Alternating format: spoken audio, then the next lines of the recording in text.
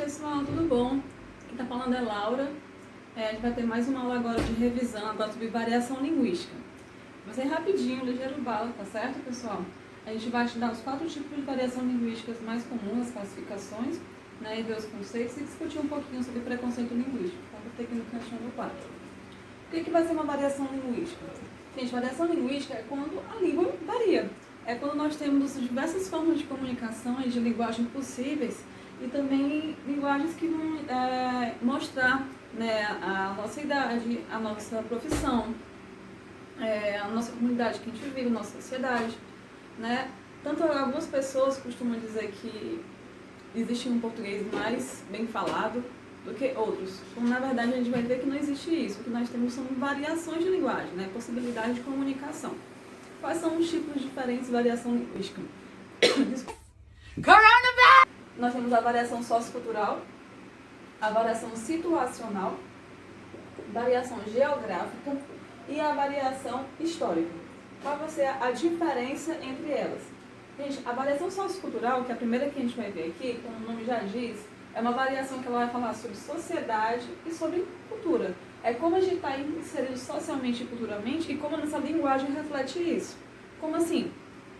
Gente, você acha que uma pessoa que tem, sei lá, seus 16 anos, é estudante, está lá no seu ensino médio, é mulher e, sei lá, mora lá no Meireles. Ela fala da mesma forma que uma mulher que tem 70 anos de idade, mora lá no, sei lá em Quixeré, no interiorzinho lá aqui do Ceará, e que nunca estudou na vida. Ela não fala da mesma forma, apesar das duas falarem português? Não vão, não é? A vida, a vivência que ela tiver, a experiência, o acesso à cultura, o acesso à literatura, o acesso à arte, o acesso a outras formas de linguagem, são completamente distintos. E também os períodos que elas viveram são distintos, as pessoas que elas se comunicam são diferentes. Então, a linguagem que eles vão utilizar é completamente distinta, apesar das duas falarem português. Isso vai ser chamado de uma variação sociocultural. Então, quando você pega, tá lá de boa, tomando seu caldinho de feijão, assistindo Barra Pesada, e você vê um policial falando que conseguiu deter um elemento, né, que ou seja, uma pessoa, um bandido, ele fala elemento e fala deter. E são expressões super típicas de policiais, não é? Você está vendo lá em primeira mão uma variação sociocultural. Quando você vê seu colega falando vaitinho, falando comadre, isso também vai ser uma variação sociocultural. Até aí, de boas? Tranquilo. A segunda forma aqui que a gente vai ver, gente, vai ser a variação situacional. Como o nome já diz, é uma variação ligada à situação. Ou seja, vai que eu sou um advogado. Quando eu chego lá no tribunal, né, para um julgamento, algo do tipo, eu falo de forma mais formal possível. Chamo de excelentíssimo senhor, meritíssimo, né? Ou eu falo sobre processos, falo sobre leis, né? Eu tenho toda uma forma de me comunicar que é daquela situação onde eu estou, que é no julgamento e eu trabalhando como advogado. Mas sair esse advogado lá do tribunal e vai tomar uma cervejinha com os colegas, ele vai falar da mesma forma? Também não vai. A situação muda, a linguagem também muda. A linguagem se torna mais informal. Não quer dizer que se torne errada. Ela apenas de acordo com aquele contexto onde ele está vivendo. Isso é chamado de variação situacional. De acordo com a situação, a sua linguagem muda. A outra forma de variação vai ser chamada de variação geográfica. É a variação ligada com região, com o espaço onde você vive. Ou seja, aqui no Brasil é um país continental, né, gente? Nós temos diversas regiões, cada região tem sua cultura diferente. Aqui mesmo no Nordeste, que é uma região só, nós temos diversas culturas diferentes. Né? Você vai ver aqui no Ceará, a gente fala de um jeito e o Pernambuco fala de outro. Aí você vai para a região Norte, é outra história. Vai para o Sudeste, também é diferente. Vai para o Sul, também é diferente. Isso é uma variação chamada de geográfica. Você pode até pensar nas gírias que você utiliza no dia a dia, que são muito próprias aqui do Ceará, como a riégua, macho, né, que fala ei mancho, né, que é típica aqui do Ceará. Ou falar, não, macho, Ave Maria, faz isso não. Então nós temos diversas expressões, né, como abestado, né, que o Tirica adora ficar utilizando também, o Tirulipa também gosta de utilizar, que são muito próprios aqui do Ceará. E eu acho que quem gosta de viajar pelo Brasil já passou até por algumas situações engraçadas por conta disso. Por exemplo, lá em Natal, que eu adoro viajar pra lá, o pessoal chama uma pessoa que é boba, falou besteira de pombão. Ok, pombão, mas é pombão. Aí eu tava conversando com a pessoa, falei uma besteira, aí a pessoa falou, ei, macho, deixa de ser pombona, mano. Comigo, né? Não falou macho, falou, ei, boy, deixa de ser pombona. Eu olhei assim, meu irmão, me respeite, cara, pombona, que diabo é isso? Eu fiquei achando assim, porque eu fui ofendida. Mas depois que eu fui entender o que queria dizer, né, o pombono, né, em que contexto ela era falado. É uma variação geográfica, bem típica, certo, gente? E chegamos na última, né, que vai ser a variação histórica. Como o nome já diz também, a variação histórica vai ser a variação ligada à história, tem a ver com o tempo. Ou seja, as formas de expressões, gírias, formas de falar, de se comunicar, elas mudam com o tempo, né, com o tempo que está passando, com a cultura que vai mudando, a sociedade vai mudando. Isso aí, né, numa perspectiva histórica. Se você pegar, por exemplo, a década de 50 e a de 60 e pegar músicas da Jovem Guarda, algo do tipo, você vai ver que as formas de se comunicar entre os jovens é bem diferente do que é hoje. Pronto, hoje você diz que a menina é gatinha, né, mal bonitinha, aquele negócio todo. Né, na década de 50, 60 dizia que uma menina bonita era um broto, um brotinho. Passava uma menininha e falava, nossa, que broto, gente do céu, né, estranho. Ou, por exemplo, quando via um menino bonito, um rapaz, era chamado de pão. Nossa, esse cara é um pão, um sonho. Então, são expressões que não são mais utilizadas hoje em dia, mas eram comuns na época. É uma variação histórica.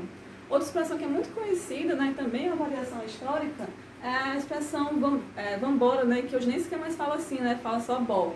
Ou nem fala bó, né, fala só, tipo assim, dá uma olhada pro lado e manda ele sair e acabou essa história. Pois a expressão vambora, ela vem já bem maior, que é vamos em boa hora. Com o tempo foi mudando e virou vamos embora, e depois virou vambora, depois virou bora, depois virou bó, e hoje é só um assino de cabeça para sair. Também é uma variação histórica. O que é que... Sofia, é minha filha, gente. Gente, o que é que esses temas todos que a gente está conversando aqui tem a ver com preconceito linguístico? Tudo a ver.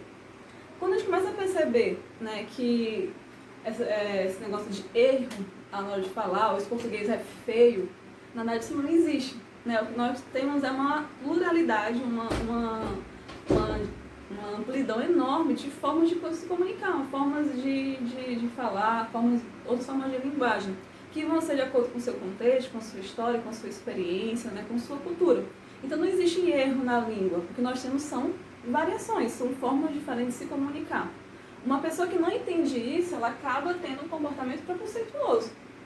Ela vai dizer que a pessoa que fala macho, por exemplo, ou fala alguma gíria, ou que ela tem uma variação, né, de linguagem que não vai ser chamada de prestígio, né, que não é tão utilizada nas grandes mídias, ou no jornal, ou na literatura, vai dizer que essa pessoa não sabe se comunicar. Então, na verdade, ela sabe.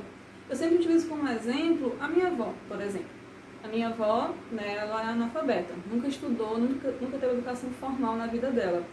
E ela tem seus já 90 anos de idade. Ela fala colher, ela fala mulher, ela fala menino, tá na hora de pegar o de comer. Né? São expressões que são muito a ver com a experiência de vida dela, né? As pessoas com que ela se comunicou, com o acesso que ela teve à educação. Eu posso pegar e ter a arrogância de dizer que a minha avó não tem sabedoria, que minha avó não tem inteligência, que minha avó não consegue se comunicar. Percebe como seria maluco, né, gente, se a gente fizesse isso? É um absurdo total. Então, quando eu percebo a forma que minha avó se comunica, eu nunca vou ter esse absurdo, esse preconceito absurdo de dizer, vó fala direito, aprende a falar? Nunca. Por quê? Porque eu entendo que essa forma de falar faz parte da história dela, da experiência de vida dela. Ela apenas está utilizando a variação linguística que ela aprendeu a utilizar. E assim ela consegue se comunicar. Essa questão do preconceito linguístico ela é tão forte, gente, que a partir desse tipo de preconceito, a gente percebe preconceitos muito mais sérios. Como, por exemplo, você vai pegar e ver uma novela. E quando você vê uma novela, um personagem que é do Nordeste. Normalmente esse personagem ele é muito complexo, muito sério, ou normalmente ele é a veia cômica da novela?